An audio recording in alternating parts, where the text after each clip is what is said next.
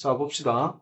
상관, 자료 수집 방법에는 크게 5가지 나오는데, 반드시 그 앞에 양적 연구 방법에서 쓰이는 방법과 질적 연구 방법에서 쓰이는 방법이 나뉜다라고 하는 거 되게 간단하게 했었습니다.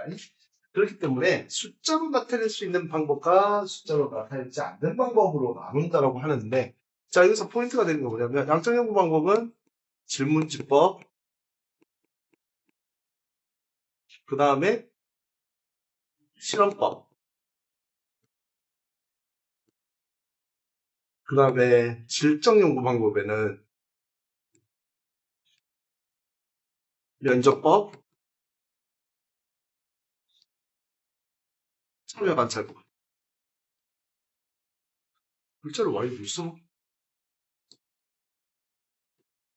면접법, 참여 관찰법. 그런데 중요한 거 문헌연구법이라고 있어요. 문헌연구법은 둘 다 가능해. 이게 포인트입니다. 둘 다. 문헌연구법은 어떻게 된다고? 둘 다. 쌤이 아까 말했죠. 앞에서. 둘 다 되는 걸 잘 봐야 돼요. 이해됐습니까? 자, 질문지법. 조사하고자 하는 것을 파악하기 위한 문항들로 구성된 질문지를 제작한 후 조사 대상자에게 배부하여서 자료를 수집하는 방법이다. 그러니까 설문조사. 맞죠? 네. 대표적으로 양적 연구 방법을 양적 연구 방법에서 사용이 되면서 통계 분석하기가 편합니다. 왜? 데이터. 1번 질문에 대해서는 1번 정답 몇 명, 2번 정답 몇 명, 뭐 이런 퍼센테이지 몇 명 이렇게 나올 수가 있잖아요. 그치? 자, 조사 대상자에게 동일한 형식과 내용의 질문지를 제시하는 구조화 표준화된 자료 방법이다. 그러니까 틀이 있다는 말이 되겠지요. 자, 그런데 우리가 질문지법 얘기할 때 모집단 전체 관심을 두고 있는 대상 모두를 조사하는 전수조사.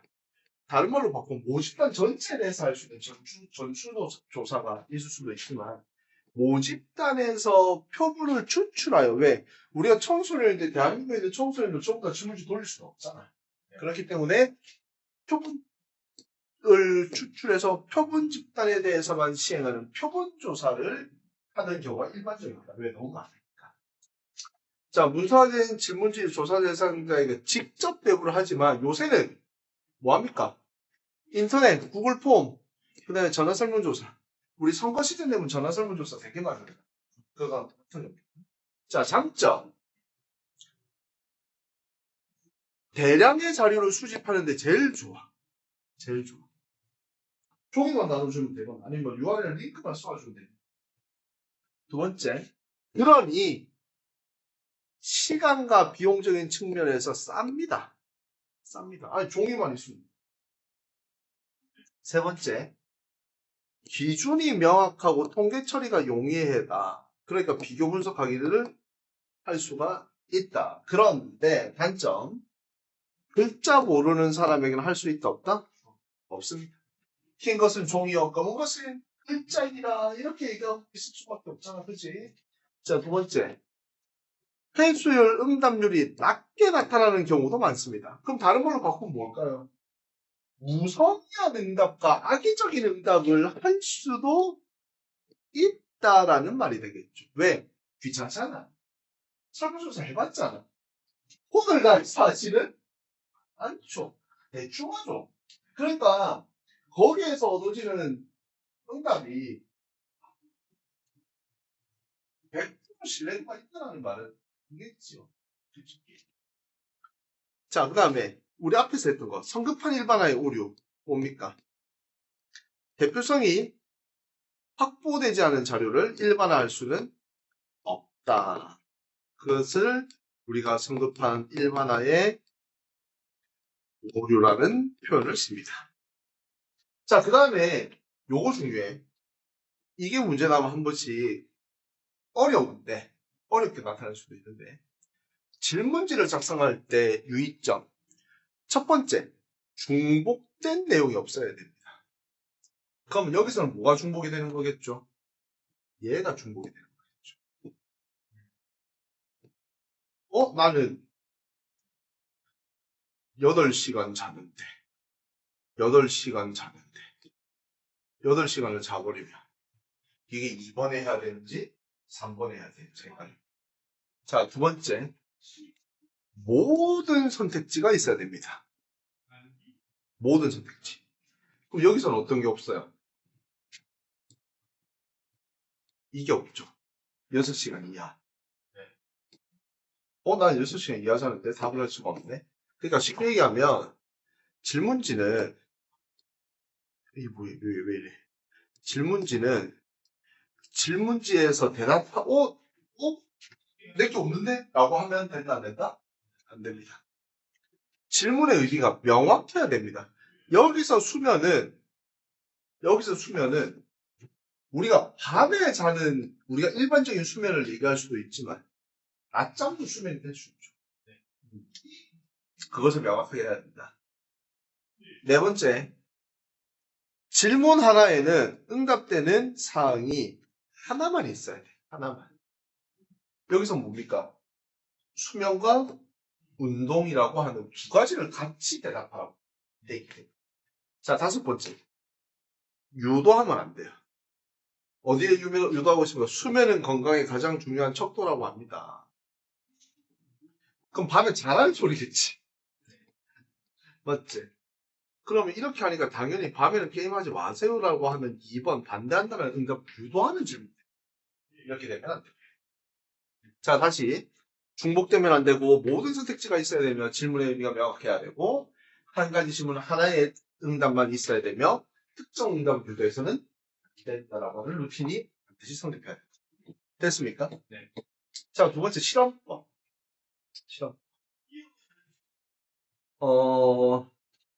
실험 상황을 만들어 인위적인 조작을 가한 후, 그럼 이게 조작을 가한 집단이 무슨 집단? 실험 집단이 되는 거죠. 그러면 실험을 하지 않은, 아무것도 하지 않은 무슨 집단? 통제 집단과의 뭐 하는 거? 비교를 통해서 결론을 얻는다. 이런 겁니다. 그래서 양적 연구에 활용이 되면 가장 엄격한 통제가 가해지는 자료 수집 방법입니다. 근데 이게 중요한 게 인간을 대상으로 실험을 해야 한다고 하기 때문에 윤리적 문제가 있어.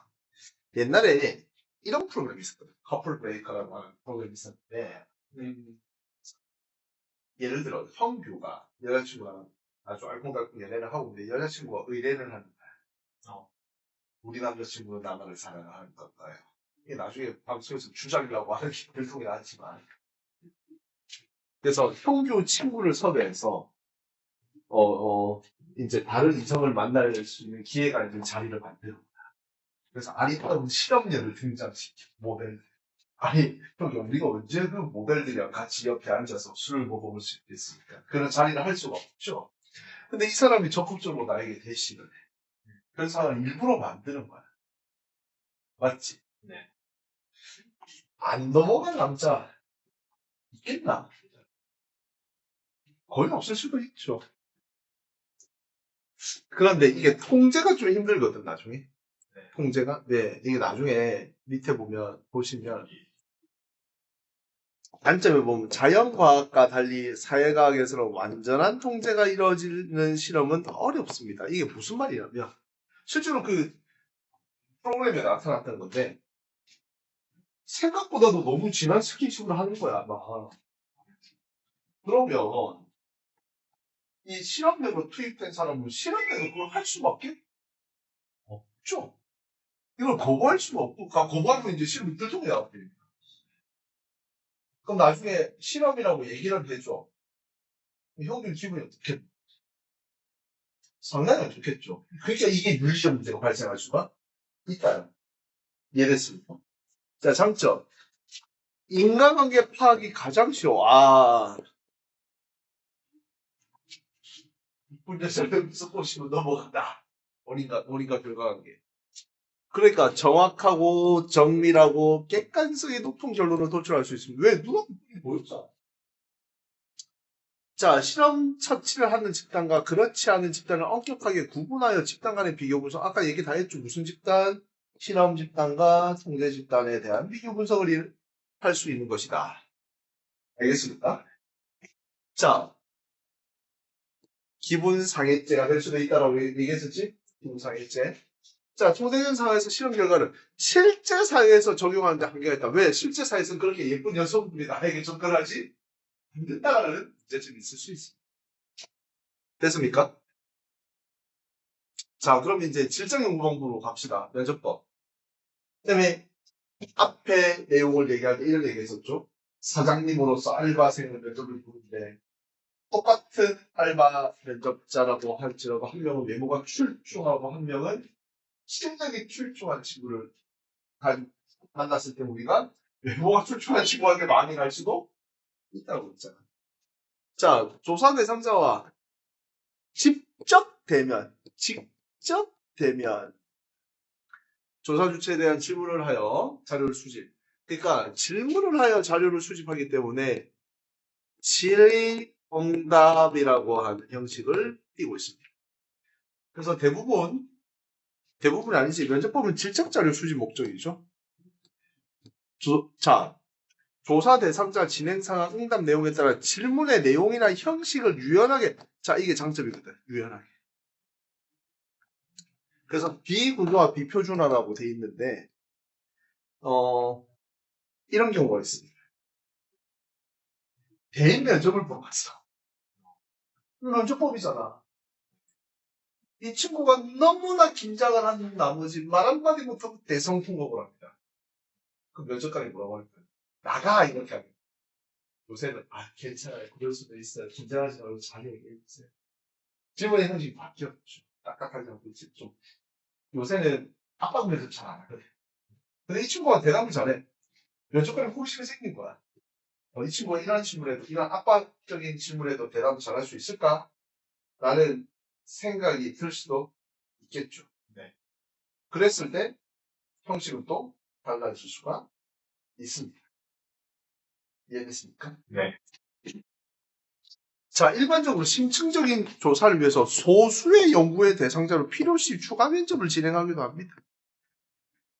많이 할 수는 있겠지. 힘들어. 돈 많이 좀 쉬운 말이죠. 이해됐나? 네. 자, 그 다음에 요거 중요합니다. 라포. 심리적 유대관계를 일컫는 이야기죠. 그러면 신뢰관계를 기반으로 하면 자신의 이야기를 더욱더 면밀하고 상세하고 깊이 있게 할 수 있죠. 그 라포가 중요합니다. 면접법에서. 자, 장점. 행위 동기나 가치, 주관적인 세계를 심층적으로 이해하는 데 유리하고 신뢰관계, 라포 관계를 통해서 응답 거부나 회피, 무성의한 응답의 조사 의도를 훼손하는 악의적 응답을 피할 수 있습니다. 즉, 질문지법의 단점을 상쇄시킬 수가 있다. 자료 수집 과정에서 조사자가 유연하게 융통성을 발휘할 수도 있다. 그리고 글 몰라도 됩니다. 수화는 되잖아. 말을 못하시는 분들에게는 수화를 하면 되거든요. 자, 단점. 비쌉니다. 대학에서도 우리 학교에 원서를 내준 사람들, 친구들 전부 다 면접 보고 싶겠죠. 근데 그렇게 하면 어떻게 됩니까? 원서를 받으면 면접비를 다 나갑니다. 무슨 말인지 알겠지? 조사 주제, 그러니까 만약에 어떤 것을 조사를 할 때 전형적인 조사 대상자를 찾는 게 그렇게 쉽지는 않아. 내가 원하는 연구에 딱 맞는 사람을, 우리도 그렇죠. 내가 마음에 드는 딱 맞는 사람을 만나기 힘들 거 똑같은 겁니다. 이해됐습니까? 근데 이거 중요해. 조사자의 편견이나 주관적 가치가 자료 해석에 개입될 수도 있다. 아까 뭐랬어요? 예쁜 칼밭을 면접 보러 뭐, 와, 예쁘다, 쟤 뽑아야지. 아무것도 안 보고 그럴 수도 있겠죠. 알겠습니까? 네. 자, 그 다음에 참여관찰법. 참여관찰법은 혹시 생태계 프로그램, 동물 이런 프로그램 보면 내셔널 지오그래픽 이런 거 보면 기자가 악어아니 부화할 보기 위해서 옆에서 거의 본인처럼 텐트처럼 풀어놓고 계속 그냥 가만히 보고만 했지. 개입해 안 해. 뱀이 와서 악어를 깨먹으려고 하도 개입하지? 그게 참여관찰법. 아무것도 안 하는 겁니다. 일상생활 세계에 참여하여 필요한 자료를 수집한다고 했습니다. 그래서 질적 연구 방법이고 가장 비구조화, 비표준화되어 있는 자료 수집 방법이다. 왜? 아무것도 안 하니. 틀이 1도 없어요. 연구 대상자의 생활에 조작을 1도 가하지 않아. 그냥 보는 거야. 그러면 내가 원하는 거 나올 때까지 기다려야 돼, 안 기다려야 돼? 그러니까 답이 없을 수도 있어. 비효율적이야. 언제 그거를 할지 누가 알아요? 그죠? 그래서 일단 시간이 길어. 그래서 비쌉니다. 장점, 가장 라이브하겠죠. 가장 라이브하. 어떻게 보면 뭐 요즘 표현으로 하면 가장 나을 것이겠죠. 나을 것. 도산 대상자의 생활을 심층적으로 이해하는 데 유리하고 이민족, 문맹자, 의사소통이 곤란한 모든 대상이 동물한테도 할 수도 있고 어떻게 보면 아 얘네들 짝짓갈게 이렇게 한 거야. 안에서 보관한 다음에 며칠 뒤에 이송할 때 이런 거라 새들 같은 경우 그런 거 할 수 있잖아. 관찰 카메라 이런 거 딱 해놓은 거 있죠. 그죠? 자, 근데 단점 중에 이게 있습니다. 연구 대상이 관찰자의 연구 의도를 알게 되면 정확한 자료 수집이 안 돼. 즉, 의도된 행동을 할 수도 있습니다. 아까 그 커플 브레이크라는 게, 저 프로그램에서 하듯이, 당신 여자친구가 당신이 바람 피는지 안 피는지를 볼 거예요. 이러고 하고, 됐습니다. 오지 마세요. 건드리지 마세요. 막 이렇게 하는 거야. 일부러. 그렇죠. 라이브하지 않다. 그 다음에, 관찰자의 편견이나 주관적 가치가 자료 해석 과정에 개입될 우려가 상당히 큽니다. 왜? 이게 대화만 통합니다. 그러니까 보여지는 것들을 이들의 대화를 통해서 하는 것도 아니고 이들을 그냥 보고 있기 때문에 해석을 내 맘대로 해줍니다. 이해됐습니까? 자, 근데 마지막 문헌연구법. 문헌연구법은 책 보는 거, 논문 보는 거, 사진 보는 거 있는 거 이미 존재하고 있는 자료를 활용해서 필요한 정보를 수집하는 건데 이거를 몇 차 자료라고 하냐면 2차 자료라고 해. 몇 차 자료? 그러니까 내가 직접 뭔가를 해가지고 앞에 우리가 배웠던 질문지법, 실험법, 참여관찰법, 뭐 면접법을 해서 내가 어떠한 자료를 만들면 그거는 내 거니까 1차 자료. 근데 다른 사람들이 그러한 행동들을 해서 만들어 놓은 자료를 내가 보는 것은 문헌연구법이고 몇 차 자료? 2차 자료에 대한 수집. 2차 자료. 책 보는 거지. 네. 시간 비용 측면에서 딴 짓을 안 해도 되니까 가장 효율적이야. 왜 굳이 내가 머리 쓰고 시간 쓰고 돈 쓰고 할 필요가 없다. 그리고 아무 데서나 보면 되잖아. 요새는 더 아무 데서나 봐도 되죠. 도서관 아니더라도 그냥 내가 PDF 파일 다운로드 받아서 봐도 되잖아. 기존의 연구 동향의 성과를 파악한 참고 자료 수집에 적합한데 정확성과 신뢰성을 확보하기 곤란한 경우가 많습니다. 왜? 내가 2025년에 연구하는데 1985년짜리를 보고 있어. 라이브하지 않잖아요. 실제성이 좀 떨어지겠죠. 그 다음에 해석할 때 자기가 멋대로 해석할 수도 있습니다. 이해됐습니까? 자, 그래서 오늘 방금까지 배운 5가지 영역에 대해서 각기 장단점을 물어보는 문제가 아주 주를 이루고 있습니다. 무슨 말인지 이해됐습니까?